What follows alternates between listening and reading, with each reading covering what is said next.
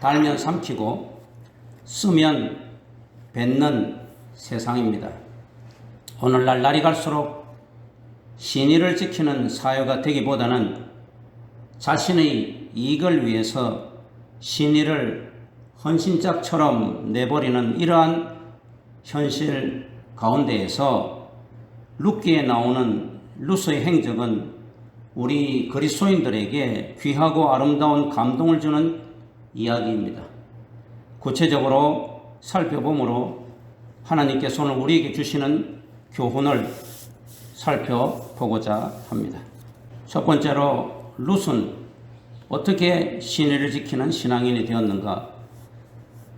그녀는 아름답고 고귀한 신앙적인 선택을 하였습니다. 룻은 모압 땅에 사는 이방 여인으로서 참으로 아름답고 고귀한 신앙적인 선택을 한 여인입니다. 때는 사사들이 이스라엘을 다스리던 시대였습니다. 사사기 21장 25절 마지막 절에 보면 이렇게 기록해 놓았습니다. 그때에 이스라엘에 왕이 없으므로 사람이 각각 그 소견에 옳은 대로 행하였더라. 한마디로 백성들이 자행자지하였다는 말입니다. 질서와 규범이 부재한 혼탁한 시대였습니다. 바로 그러한 때에 베들레헴에서 살던 엘리멜렉이라는 사람과 그의 아내 나오미가 이방 땅 모압으로 갔습니다. 베들레헴에 흉년이 들었기 때문입니다. 엘리멜렉과 나오미에게는 두 아들이 있었으나 큰아들은 말론이고 둘째 아들은 기럐입니다. 그런데 얼마 후 남편 엘리멜렉은 죽었고 두 아들은 결혼을 하여 아내를 얻었습니다. 첫째 며느리는 오르바요, 둘째 며느리는 룻입니다. 약 10년의 세월이 흐른 후에 말론과 기럐 두 아들이 다 죽었습니다. 이제 시어미 나오미와 두 자부만이 과부로 남았습니다. 늙은 과부 하나, 젊은 과부 둘. 잘 살아보겠다고 신앙의 땅 베들레헴을 떠나 이방 땅 모압으로 간 지 10년 만에 잘 살기는커녕 남편을 잃고 두 아들을 다 잃고 처량한 신세가 되어버렸습니다. 하나님이 계시고 신앙생활을 하였던 베들레헴 땅을 떠나서 먹을 것이 없고 기근이 들었다고 이방 땅 모압에 가면 잘 살 줄 알았는데 오히려 남편 죽고 두 아들 다 죽고 늙은 과부가 되어버렸습니다. 당신은 남성 중심의 사회라 여자가 그 가치를 인정받는 것은 남자 때문이죠. 남편을 잘 뒀거나 아들을 잘 뒀을 때 그것으로 인하여서 대접받는 시대가 그 당시 시대였는데 이 나오미는 남편도 죽었고 두 아들도 다 죽었으니 그녀의 삶은 살았으나 죽은 것 같은 비참한 신세가 되어버렸습니다. 이제 나오미는 외롭고 서글퍼서 이방 땅에서의 비참한 삶을 청산하고 고향 베들레헴으로 돌아가 여생을 보내고자 하였습니다. 6절에 보니까 하나님께서 이스라엘을 기억하시사 은혜를 베푸셔서 양식을 주셨다 하는 소식을 듣고 맞아 내 고향 땅으로 가야 돼. 하나님이 계신 곳으로 예루살렘 성전이 있는 곳으로 가야 된다. 하나님이 사랑을 느꼈습니다. 그래서 이방 땅에서 환난만 겪고 외로워질 대로 외로워진 나오미는 하나님의 사랑이 임한 베들레헴으로 돌아가서 하나님의 위로와 사랑을 체험하고 싶었습니다. 그런데 두 며느리가 유다 국경까지 쫄쫄쫄 따라왔습니다. 그래서 나오미는 그들을 타일렀습니다. 나를 따라오지 말라. 소망이 없다. 나의 태중에 너의 남편이 될 아들들이 있는 것도 아니고 나는 늙어서 남편을 둘 형편도 못 된다. 혹시 남편을 둬 아이가 생긴다고 하더라도 그들이 언제 자라기를 바라겠느냐. 차라리 너희들이 이 모압 땅에 남아서 새로 시집을 가라. 나는 내 고향으로 돌아가지만 너희들이 나를 따라오면 너희들에게는 이방 땅이고 언어도 다르고 낯설고 물선 것이다. 이렇게 타일렀습니다. 첫째 며느리 오르바는 처음에는 아닙니다 어머니 같이 가겠습니다 울면서 말하였지만은 가만히 생각해 보니까 나오미 말이 맞았습니다. 그래서 소리 높여서 한번 울고는 시어머니 나오미에게 입을 맞추고 헤어졌습니다. 자기 갈 길을 가는 것이죠. 오르바는 자신의 나라 모압을 택하였고 새 남편을 얻는 길을 택하였고 모압의 문화와 종교를 택하였습니다. 그러나 둘째 며느리 룻은 달랐습니다. 그녀는 만류하는 시어머니 나오미에게 다음과 같이 선언하였습니다. 내게 어머니를 떠나며 어머니를 따르지 말고 돌아가라 광곤하지 마옵소서. 어머니께서 가시는 곳에 나도 가고 어머니께서 머무시는 곳에 나도 머물겠나이다. 어머니 백성이 나의 백성이 되고 어머니 하나님이 나의 하나님이 되시리니 어머니께서 죽으시는 곳에서 나도 죽어 거기 묻힐 것입니다. 1장 16절 17절에 나오는 말씀입니다. 룻의 이 선언 속에는 5가지 결심이 나타납니다.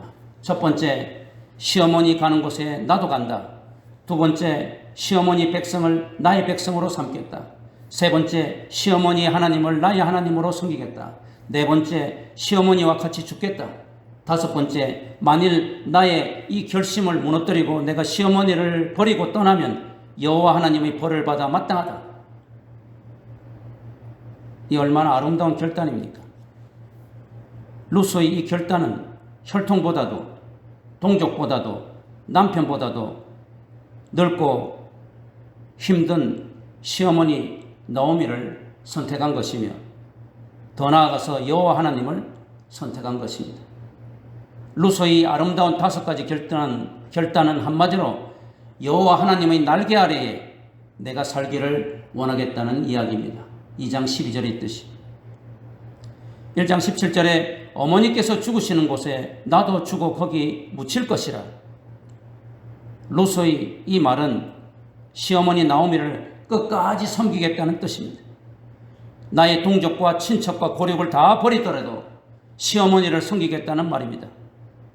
육신의 안락과 편안함을 다 떠나서 이제 장차 닥칠 어떠한 환난을 당하더라도 끝까지 시어머니를 섬기겠다는 결단입니다. 이처럼 룻은 의리를 지키는 여인이었습니다. 오늘날 의리가 실종된 세상에 더군다나 코로나가 1년 이상 계속 지속되고 언제 죽을지 모르는 이런 상황 속에서 마트에도 가보면 나만 살겠다고 사재기를 하는 이런 형편이 있는 시대입니다. 권력을 가진 자는 권력을 가진 대로, 돈을 가진 자는 돈을 가진 대로 의리를 헌신장처럼 내팽개치고 나 혼자 잘 살겠다고 하는 이런 패역한 시대가 되었습니다. 그런데 룻은 의리를 지키는 여인이었습니다.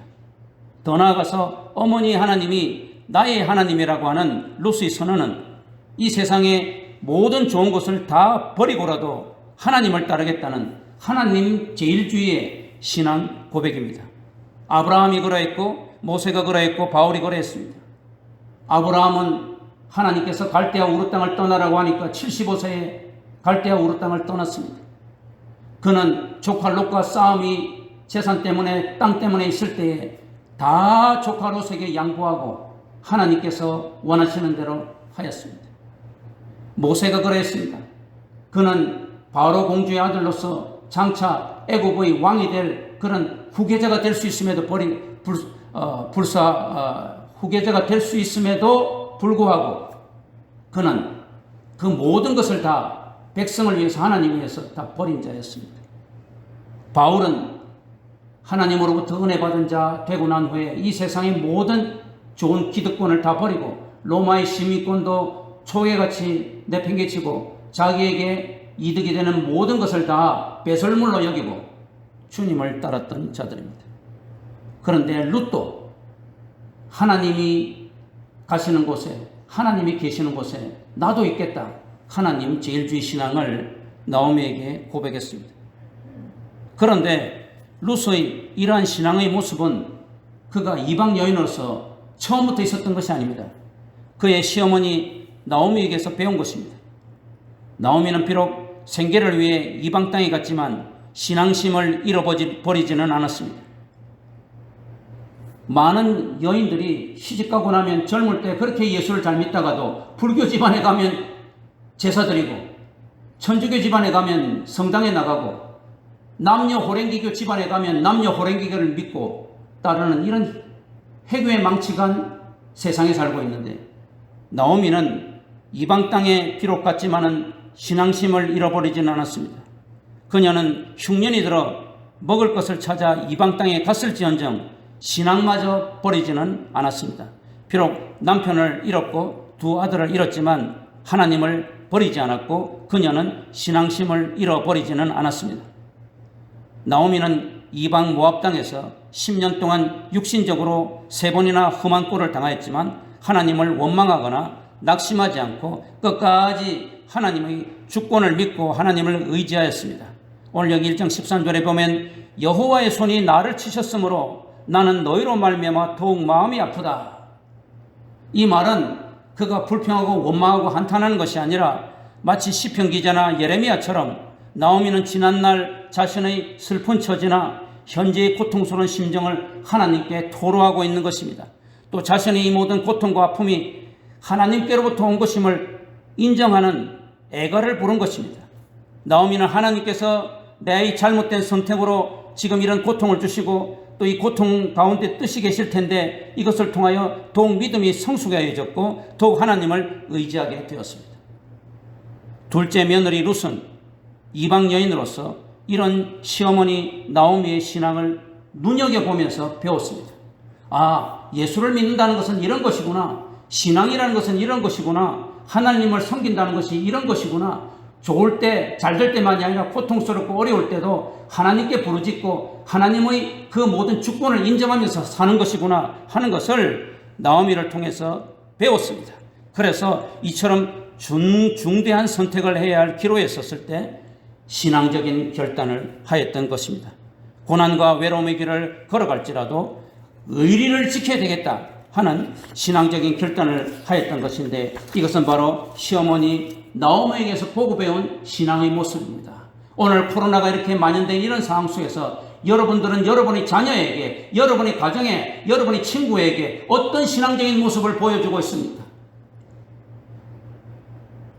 그냥 나 혼자 잘 살겠다고 벌벌벌 떨고 있습니까? 아니면 그냥 코로나가 무서워서 예배 드리는 것도 벌벌 무서워하고, 교회 나올 때는 그렇게 열심히 거룩하게 예배를 드리더니 집에서 온라인으로 드린다고 하니까 그냥 대충대충 드리고 합니까? 자녀들은 다 봅니다. 친구들도 다 봅니다. 여러분의 직장에서도 다 보고 있습니다. 여러분의 신앙의 모습을.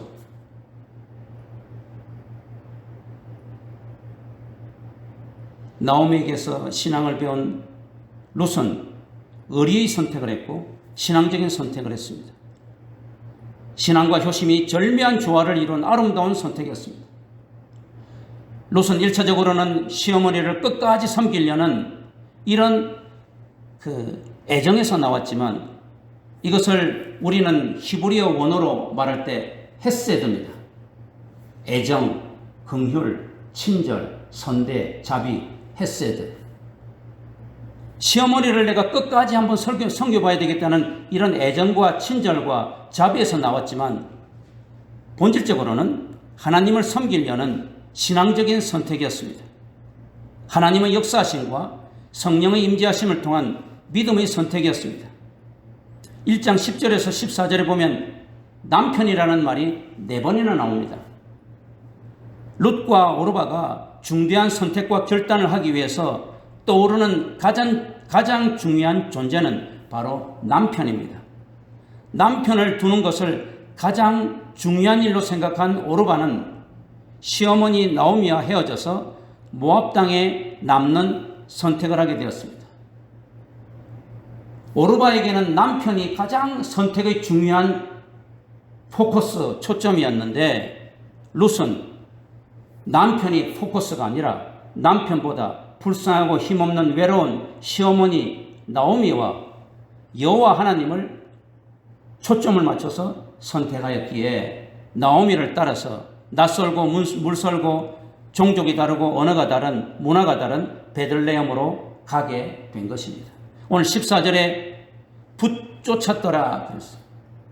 오르바는 떠나고 오르바는 모압으로 가고 오르바는 남편을 선택하고 룻은 나오미를 시어머니를 선택하여서 붙쫓았더라. 이 붙쫓았더라 하는 말은 따베카라는 동사인데 문자적으로 두 개의 물체가 물리적으로 딱 달라붙어서 떨어지지 않는 상태를 말합니다.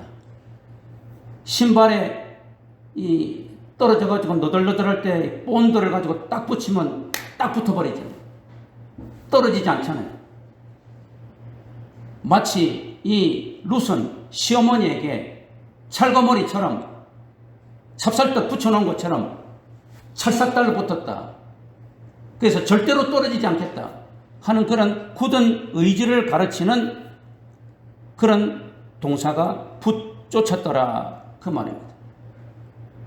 이 문장도 14절의 문장도 원어에는 보면 앞에 오르바는 떠나고 오르바 그러나 룻은 붙쫓았더라 이렇게 해서 주어가 모여 있습니다. 이것은 오르바의 행위와 룻의 행위를 대조하려고 하는 것이 오르바는 떠나고 오르바는 세상을 향해서 가고 오르바는 모압으로 가고 남편을 선택하고 룻은 시어머니를 쫓았더라. 룻은 하나님을 선택했더라. 대조하는 것입니다. 룻은 힘없고 늙은 과부 시어머니를 선택했으며 그의 시어머니가 섬기는 여호와 하나님을 선택하였습니다. 룻의 선택은 엄청난 모험이었고 세상적인 눈으로 보았을 때는 어리석었고 실패한 선택이었습니다. 젊은 과부가 그것도 아이가 딸리지 않은 젊은 여인이 빨리 좋은 남자를 만나서 재혼을 하고 고향 땅 모압에 남아야 옳을 일이지 힘없고 늙은 아무 능력이 없는 과부 시어머니를 섬긴다고 동족과 친척과 가족의 보호 울타리를 벗어나 언어와 풍습과 문화가 전혀 다른 남의 나라로 간다는 것이 아무래도 잘못된 선택 같았습니다. 그러나 영적인 눈으로 볼 때 룻의 선택은 아름답고 귀중한 선택이었으며 하나님을 기쁘시게 하는 선택이었습니다. 그러니 어찌 놀라운 열매와 역사들이 나타나지 않았겠는가 하는 것입니다. 두 번째로 룻은 어떻게 신의를 지켰느냐? 몸으로 봉사하고 헌신하는 삶을 살았습니다. 쉽게 말해서 행동으로 보여줬다는 이야기예요. 룻은 자신의 선택과 결단을 행동으로 보여주는 삶을 살았습니다. 저는 어머니를 택했습니다. 어머니가 가시는 곳에 저는 가겠습니다. 죽을 때까지 어머니를 놓지 않겠습니다. 이렇게 선언하고 결심하고 결단한 것, 이것을 결심과 생각으로 끝내는 것이 아니고 행동으로 보여주었습니다. 룻은 몸으로 나오미를 섬기고 봉사하고 헌신하는 삶을 살았습니다. 주께서도 말씀했습니다. 너희들은 이제 은혜 받았으니까 하나님을 기쁘시게 하는 삶을 드리라. 예배자의 삶을 살라. 근데 예배도 몸으로 드려라. 온라인으로 드린다고 해서 몸으로 드리는 것이 아닙니까? 마귀는 우리가 하나님께 예배를 드리지 못하게 하고 하나님을 기쁘시게 하지 못하게 하려고 합니다. 그러나 우리는 하나님이 말씀하십니다. 너희 몸을 하나님께 예배자의 몸으로 산 제물로 드려라. 룻은 자기의 결심과 생각과 결단만을 한 것이 아니라 이제 그 결단과 생각을 몸으로 실질적으로 자기의 시어머니를 위해서 헌신하고 봉사하는 삶을 살았습니다. 야고보 선생은 행함이 없는 믿음은 죽은 믿음이라 그랬어요. 룻은 시어머니를 따르겠다고 결심하고 고백한 것에 그치지 않고 행동으로 시어머니를 복령하고 헌신하는 삶을 살았습니다. 때는 보리 추수 때입니다. 베들레헴 각 집마다 밭에 나가 보리를 추수하였습니다. 룻은 남의 나라에 가서 기술도 없고 학벌도 없고 가진 거라고는 건강 몸밖에 없습니다. 그래서 남의 밭에 나아가서 창피함도 없이 이삭을 주어서 끼니를 때우며 시어머니를 섬기고 복령하는 일을 하였습니다. 쉬운 일이 아닙니다. 아무리 결심하고 생각했다고 할지라도 뭐 병든 어머니 효자 10년 못 간다 그러잖아요. 어머니께 병든 어머니, 늙어 있는 어머니 수발 든다고 하지만은 그게 현실에 닥치면 쉬운 일이 아니잖아요. 이 룻도 시어머니를 내가 끝까지 섬기겠다고 하지만은 현실에 그는 돈도 없고 기술도 없고 남의 나라고 말도 서툴고 모든 것이 어려운 가운데서 시어머니를 섬긴다는 것은 쉬운 일이 아닙니다. 그가 할 수 있는 것은 몸으로 지금 봉사하는 것인데 남의 밭에 가서 이삭 줍는 것입니다. 이삭은 배고픈 자들, 가난한 자들, 궁핍한 자들, 속된 말로 거지들, 걸뱅이들이 하는 짓이에요. 그러나 룻은 이 일을 시작할 때에도 시어머니에게 2장 2절에 보면 겸손하고 온유하게 부탁합니다. 어머니, 제가 어머니를 봉양하려고 하는데 돈도 없고 기술도 없고 아무것도 없습니다. 이제 보리 추수 때가 되었으니까 밭에 나가서 이삭을 좀 주어서 어머니를 섬기려고 하는데 괜찮겠습니까? 허락해 주십시오. 시어머니의 허락을 공손히 구하는 이 룻의 인격은 현숙한 여인의 신앙적인 모습이었습니다. 당시 가난한 자가 이삭을 줍는 것은 율법에 허용된 당연한 것임에서도 불구하고 내가 누구에게 은혜를 입으면 이삭을 주겠으니 어머니를 봉양하기를 원하오니 어머니 허락해 주십시오. 이렇게 룻은 겸손하고 온유한 모습을 보였습니다. 실로 이삭을 줍는 것이 인간적으로 몹시 창피하고 힘들고 또한 고달프고 소망이 없는 삶인 것처럼 보였지만 룻은 조금도 주저하지 않았고 갈등하지 않았고 번민하지 않았습니다. 영적으로 보면 이것은 하나님의 놀라우신 예비하심이 있는 축복의 시간이었고 일이었습니다. 이삭 줍는 것, 걸뱅이가 하는 것, 거지나 하는 것, 이 하찮은 일인 것 같은데 이걸 하기 위해서 룻은 자기 고향을 다 버리고 남의 나라에 와서 소망 없는 늙은 시어머니 이삭을 주어서 그 보리를 가지고 보리밥을 만들고 보리죽을 만들어서 자기도 먹고 어머니를 드리는 이 보잘것없고 하찮은 것 같은 이런 섬김과 행동, 이것이 육신적으로 볼 때는 너무 보잘것없는 것 같지만 영적으로 보면 하나님께서 룻과 나오미를 축복하려고 하는 엄청난 축복의 시간이었다는 것을 잊지 말아야 됩니다. 우리가 지극히 적은 일에 충성하는 것이 하나님께서 죽도록 충성한다고 하는 것을 기억하시기 바랍니다. 오늘날 코로나 시대가 되어서 돈도 없고 육신적으로 힘들고 모든 것이 어렵다고 나는 아무것도 할 일이 없노라, 그러지 마시기 바랍니다. 룻은 갈등하지 않았습니다. 고민하지 않았습니다. 행동으로 옮겼습니다. 아침부터 저녁까지 밭에 나가 열심히 이삭을 주어서 어머니 나오미를 봉양했습니다. 그럴 때 하나님은 나오미 친척 중에서 보아스라고 하는 신앙 좋고 부유한 청년을 예비해 놓으셨습니다.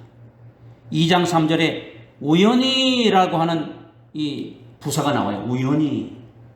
이 우연이라고 번역된 단어는 이 우연이라고 생각하면 안 됩니다. 이 우연이라고는 번역된 단어는 룻 편에서 볼 때 우연히라고 보충 설명해야 돼요. 룻의 입장에서 볼 때, 룻 편에서 볼 때 그는 우연히 이삭을 주우러 보아스의 밭에 간 거예요. 혹은 룻 자신의 어떤 의도나 계획이 전혀 없이라고 수정을 설명해야 돼요. 룻이 그 보아스의 밭에 간 것은 어떤 치밀한 계획과 어떤 놀라운 그런 시나리오를 가지고 의도를 가지고 간 게 아니에요. 그 룻 편에서 볼 때는 그냥 아무 생각 없이 그냥 이삭을 주어야 되니까, 시어머니를 봉양해야 되니까 그 간 거예요. 그러나 룻은 하나님의 특별한 계획과 인도하심으로 보아스의 밭에 들어가 이삭을 주게 된 거예요. 룻의 편에 볼 때는 우연인데 아무 의도와 계획이 없었는데 하나님의 편에 볼 때는 이것은 하나님의 계획되고 의도된 특별한 섭리하에 보아스의 밭으로 간 것이라 그 말이에요. 사랑하는 성도 여러분, 신앙에 우연이란 있을 수가 없어요. 제가 인연이라는 말을 쓰지 말라고 했죠. 명복이라는 말도 쓰지 말라고 했죠. 인연은 없어요. 우연은 없어요. 우리는 우연인 것 같은데, 제가 장례식 갔다 오면서도 어떤 분이 그런 간증을 들었는데 자기는 우연히 한 것 같은데 나중에 보니까 하나님의 섭리더라. 그래요.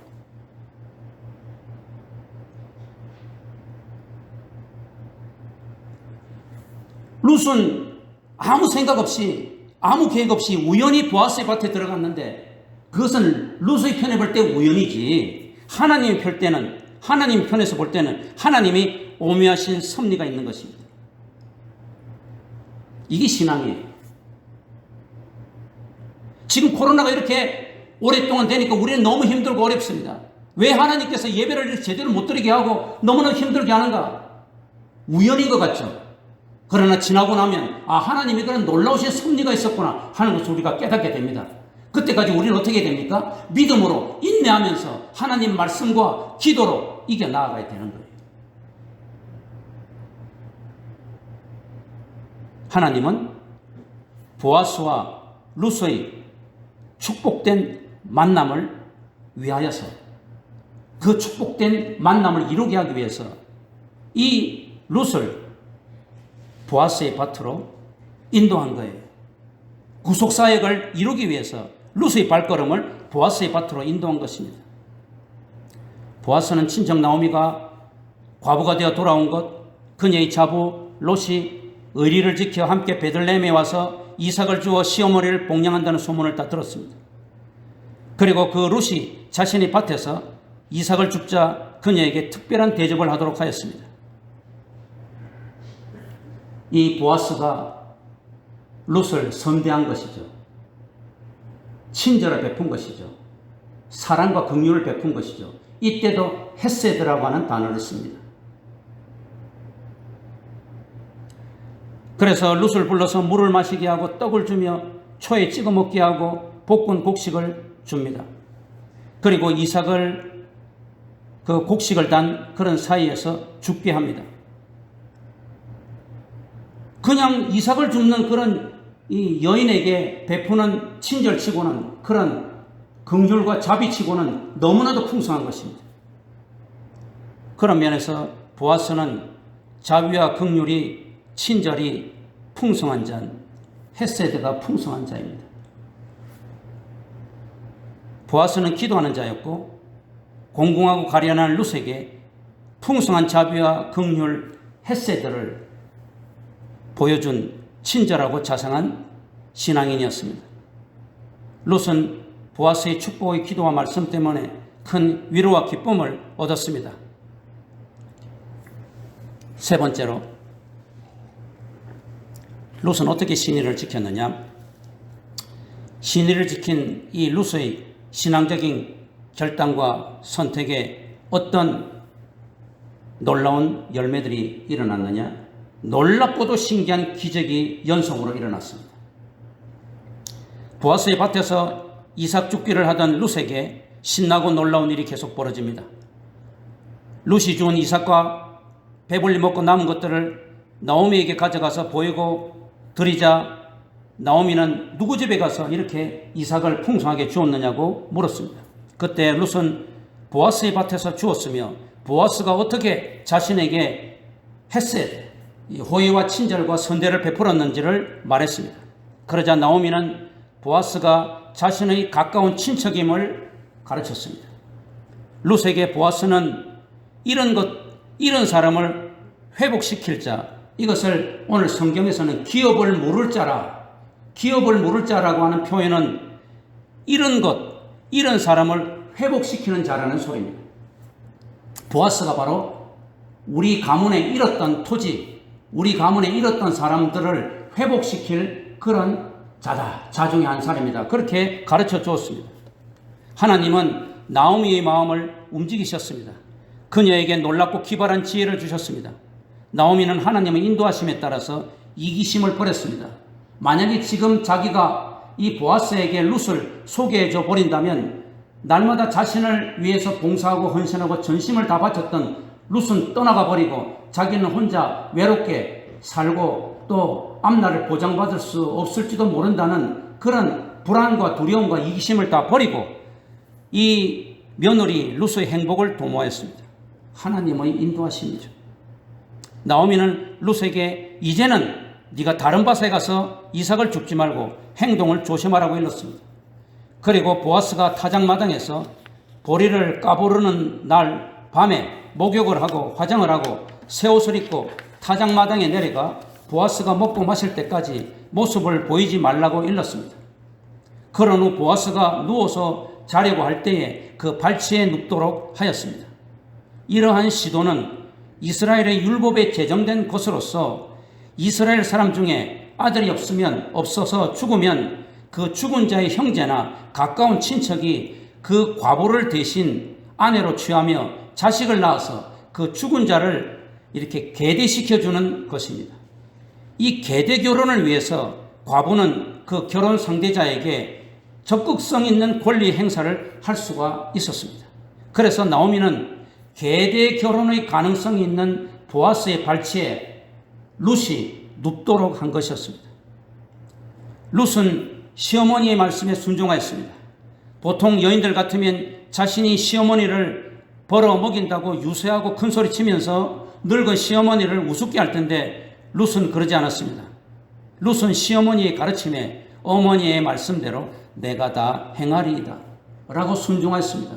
그는 이 이스라엘 풍습에 그가 익숙하지가 않은 사람이에요. 내가 그래도 명색이 여잔데 어찌 남자의 발치에 누워가지고 화장을 하고 나를 갖다가 사용해달라고 할 수 있겠느냐. 그런 마음이 들 수도 있어요. 그런데 이 룻은 그 모든 것을 다 누르고 어머니 말씀대로 내가 다 행하리이다. 순종하였습니다. 룻의 순종은 이 행동은 하나님이 기뻐 받으셨습니다. 보아스가 먹고 마시고 마음이 즐거워 자리에 누웠는데 발치에 누가 누워 있는 것이었습니다. 깜짝 놀라서 살펴보니 룻이었습니다. 룻이 말합니다. 당신은 우리 기업을 물을 자가 됨입니다. 3장 9절에. 기업을 물을 자, 이 말은 우리가 잃어버린 것을 다 회복시켜줄 친척입니다. 그 말입니다. 룻의 남편 말론에게 땅이 좀 있었을 것입니다. 그런데 모압으로 이주하면서 그 땅 기업을 다 팔았을 것입니다. 그래서 가까운 친척이 그 땅을 사서 그 땅을 물려주게 되었습니다.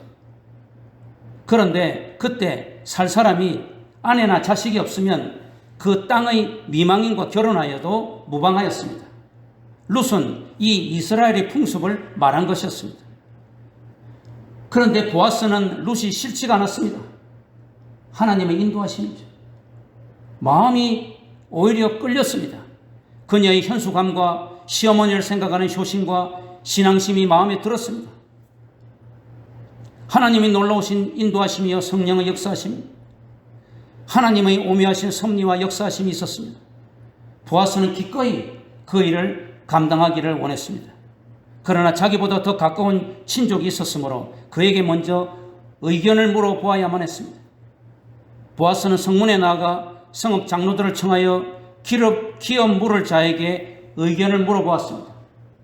처음에는 그 자가 기꺼이 땅을 사겠다고 하였습니다.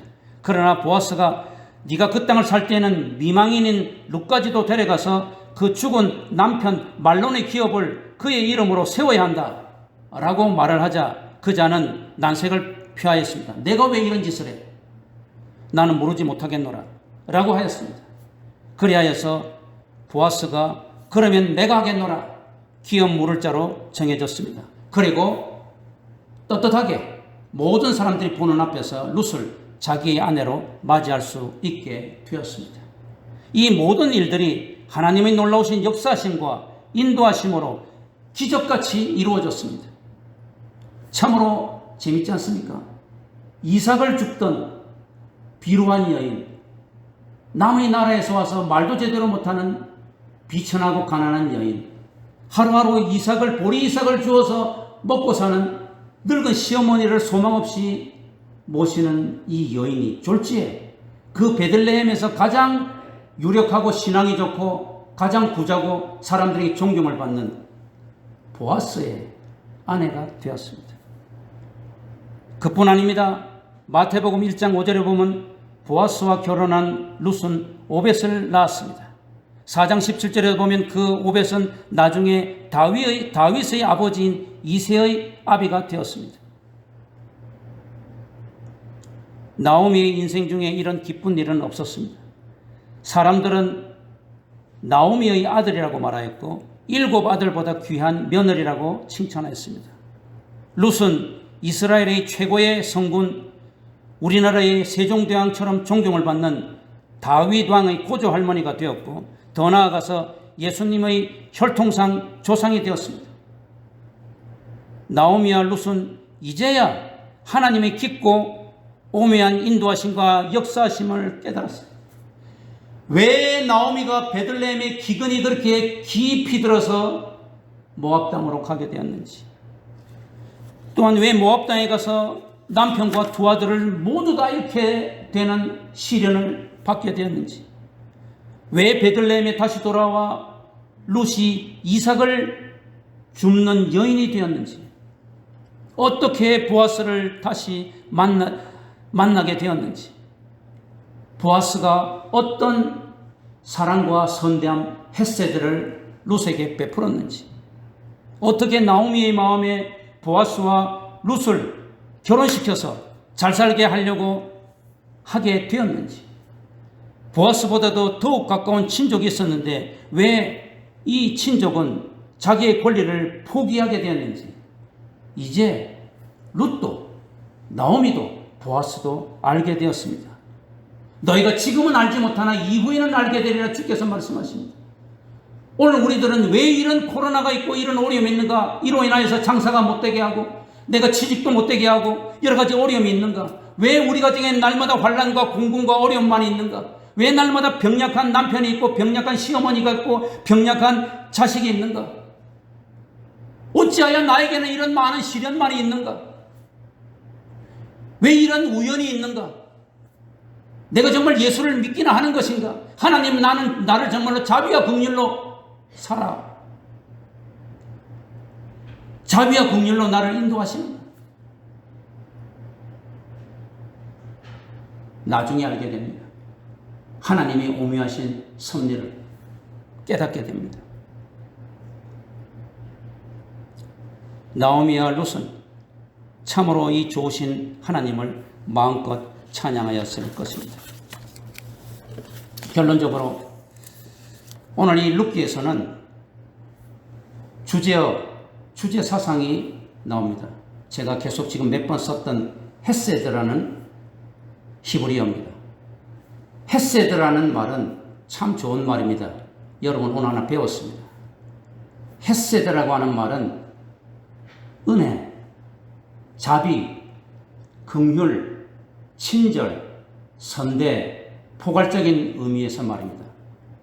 헤세드 하는 말은 은혜, 인애, 사랑, 자비, 긍휼, 친절, 선대 이런 것을 통칭하는 말입니다.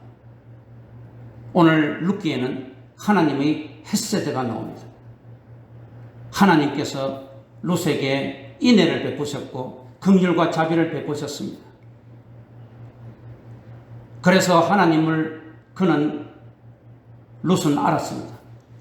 그의 시어머니인 나오미를 통하여서 하나님의 헤세드를 그는 알았습니다. 예수 그리스도를 통해서 나같이 더러운 죄인을 용서해 주시고 하나님의 자녀가 되게 하였구나. 하나님의 이 엄청난 헤세드, 이 하나님의 엄청난 은혜와 자비와 긍휼, 그것을 그는 신앙으로 받아들였습니다. 그래서 그녀가 나오미에게 배웠던 그 신앙을 가지고 결정적으로 중요한 선택을 하게 될 때에 나는 시어머니를 따라가겠다. 나는 시어머니를 버리지 않겠다. 나도 하나님에게 이 헤세드를 받았으니까 이 헤세드를 우리 시어머니에게 보여드려야겠다. 이 시어머니에게 이 친절을, 선대함, 인애와 자비를 내가 한평생 보여드려야겠다. 하나님께서는 이 룻의 친절과 자비와 긍휼을 잊지 않으셨습니다. 그래서 크게 보상하셨습니다. 어떻게 보상하셨습니까? 보아스를 그녀의 남편으로 맞이하게 하셨습니다. 오르바는 남편 때문에 시어머니를 버리고 모압 땅에 남았는데, 룻은 남편을 버리고 새 남편을 포기하고 시어머니를 헤세드하겠다, 시어머니에게 친절과 선대를 베풀고 인애를 한평생 하겠다 그랬더니 하나님께서 정말로 남편 중에 최고의 1등 신랑감인 보아스를 허락하셨습니다. 보아스는 당시 사사시대에 암울하고 혼탁하고 이기적인 패역한 그런 시대에 하나님이 베들레헴에 남겨둔 참으로 뛰어난 경건한 자였고, 사랑과 자비와 긍휼이 충만한 자였고, 돈이 많은 자였고, 인격이 훌륭한 자였습니다.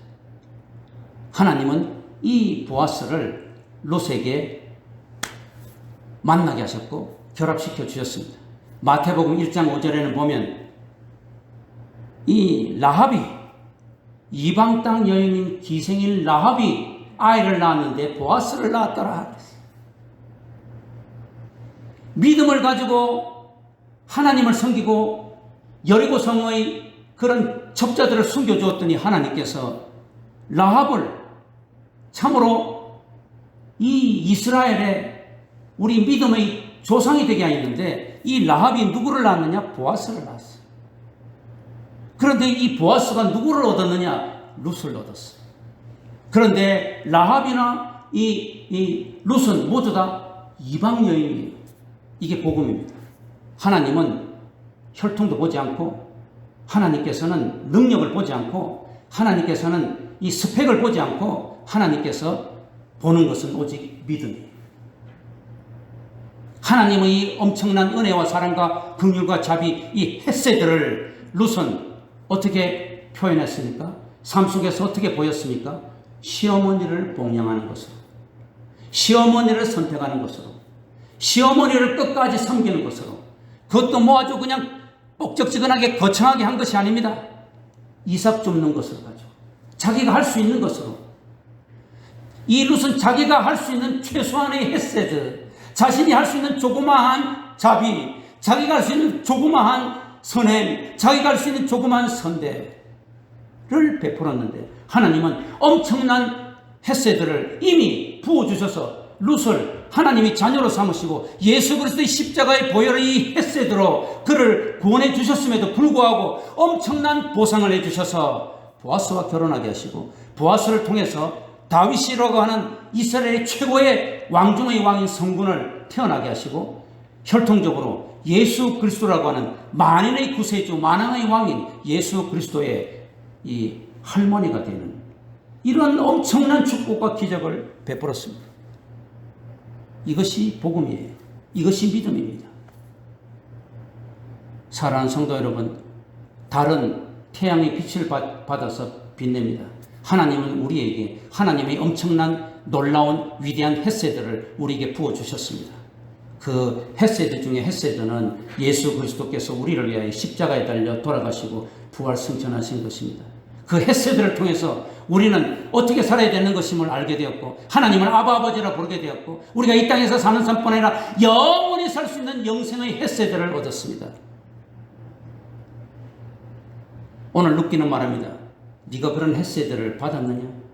그렇다면 너도 헤세드를 보여라. 뭐 거창한 것이 아닙니다. 내가 할 수 없는 것을 하라는 이야기가 아닙니다. 룻은 그냥 이삭 줍는 것으로 시어머니를 끝까지 봉양하기로 했습니다. 자기는 할 것이 없어요. 돈도 없고 언어도 쓸고 능력은 없고 몸밖에 없어요. 그런데 그 자그마한 헤세드를 하나님은 귀히 보셨습니다. 엄청나게 보상하셨습니다. 다윗의 고조할머니가 되게 하셨습니다. 정말로 1등 신랑감인 보아스를 주셨습니다. 뿐만 아니라 예수 그리스도의 영적인 조상이 되게 하셨습니다. 이 엄청난 보상, 이 엄청난 축복, 이 엄청난 은혜, 이것이 우리 하나님의 헤세드입니다. 오늘 주제는 헤세드예요. 코로나로 인해 온 세상 사람이 의리 없고 나만 살겠다 그러고, 권력을 가진 자들은 권력을 가지고서 백성을 짓누르고, 돈을 가진 자는 돈을 가지고 갑질하는 이러한 세상 속에 하나님은 우리에게 헤세드를 보이라고 하고 있습니다. 나는 돈이 없습니다. 나는 PhD도 받지 않았습니다. 나는 능력이 없습니다. 그런 말 하지 마세요. 네 가진 것으로, 이삭 줍는 것으로 룻은 헤세드를 보였더니 엄청난 축복을 하나님께서 기적을 허락하셨습니다. 참으로 이제 내일이면 2020년이 마무리되는데, 우리가 한 해 동안 얼마나 하나님의 헤세드를 충만히 받았다고 감사 감격하였습니까? 그러지 못하고 불평하고 원망하였습니까? 회개해야 되겠죠. 또한 감사해야 되겠죠. 뿐만 아니라 하나님께 받은 이 엄청난 헤세드를 나눠줍시다. 베풉시다. 거창하게 말고 내 할 수 있는 것으로. 그러면 하나님께서 여러분에게 생각지도 못한 엄청난 헤세드를 주실 것입니다. 룻에게처럼.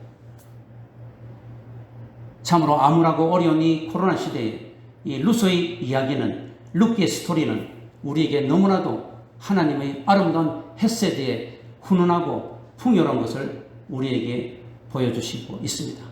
사랑하는 성도 여러분, 이런 주님의 헤세드를 충만히 받아서 이 헤세드를 온 세상 사람들에게 내 가진 것으로 전함으로 하여서 선대하고 긍휼과 자비를 베풀므로 하나님의 엄청난 축복이 여러분의 가정과 여러분의 후손들과 여러분의 모든 삶 위에 이 나라의 백성이 충만히 임하기를 주 예수 이름으로 축원합니다.